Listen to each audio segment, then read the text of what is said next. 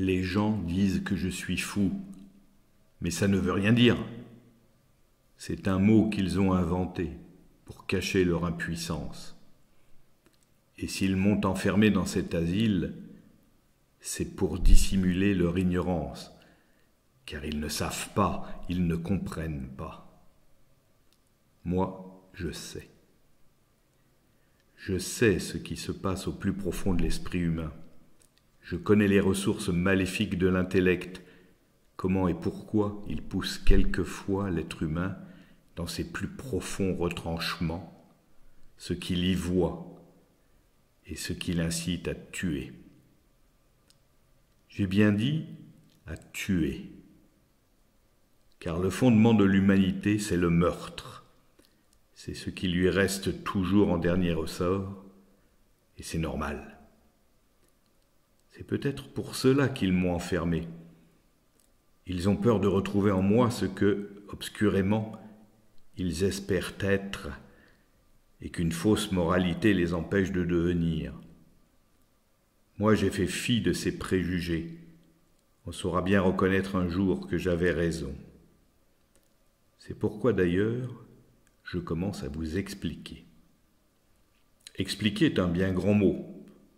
Il n'y a rien à expliquer ou à démontrer. On ne démontre pas des axiomes, on n'explique pas des faits. On les constate et il faut les accepter. Le monde devra, tôt ou tard, les accepter.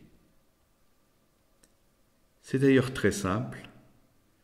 Je prends un exemple qui vous montrera.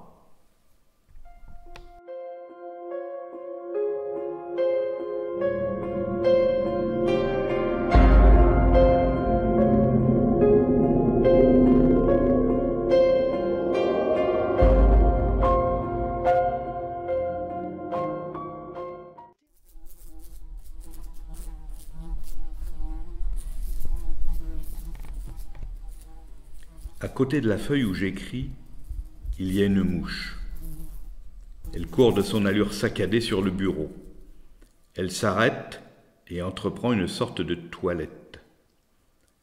Ma main gauche, jusque-là inactive et vide, se relève doucement et tout d'un coup, je l'abats sur la mouche. Elle n'a pas le temps de réagir et ma paume l'écrase. Elle n'est plus sur la table qu'un petit amas répugnant. Son corps et sa tête sont réduits en bouillie. Ses pattes remuent encore un peu dans l'air, puis s'arrêtent. Elle est morte, définitivement. Je l'ai tuée, comprenez-vous? C'est moi qui l'ai tuée, par ma propre volonté, parce que je voulais la tuer. Vous commencez à saisir le mécanisme, n'est-ce pas?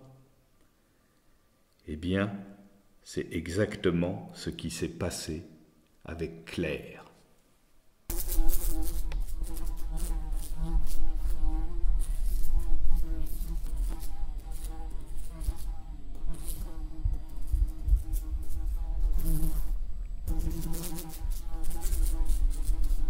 Je l'ai tuée de la même façon, poussée par le même désir auquel moi je ne résiste pas. À quoi bon? On dit que j'ai fait cela sans motif. Ça ne signifie rien du tout. Bien sûr, elle ne m'avait fait aucun mal. Elle m'aimait bien. Faire l'amour avec elle était agréable. Et alors, ça ne change rien à la question. Je n'ai pas pensé à tout ça lorsque, la voyant allongée, nue sur mon lit, baignée dans un rayon de lune, j'ai décidé de la tuer.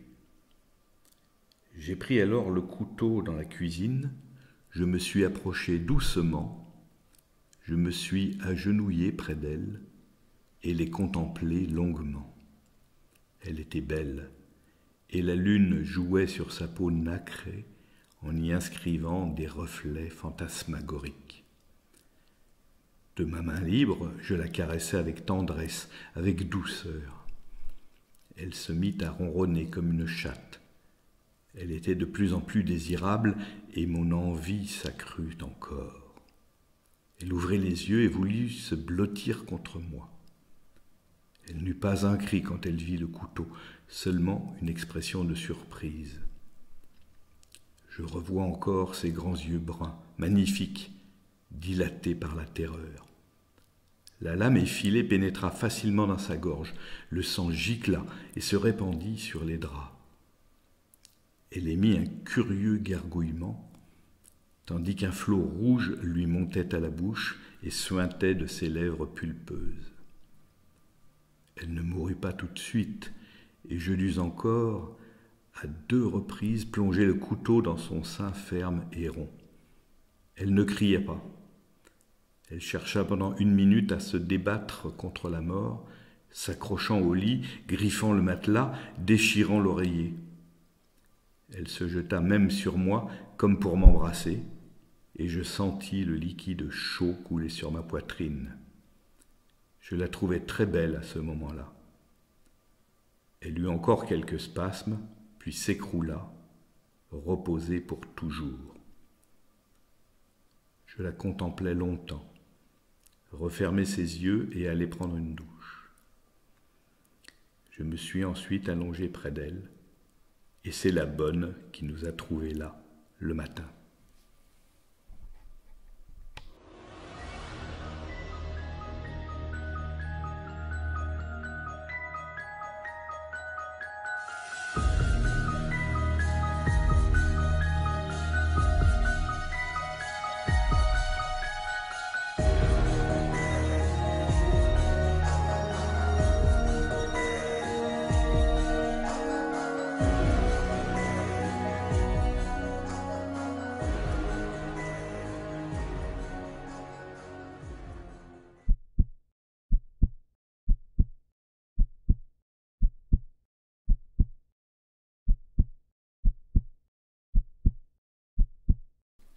Les gens qui m'ont pris et emmené avaient l'air de me respecter, prétextant que j'étais fou.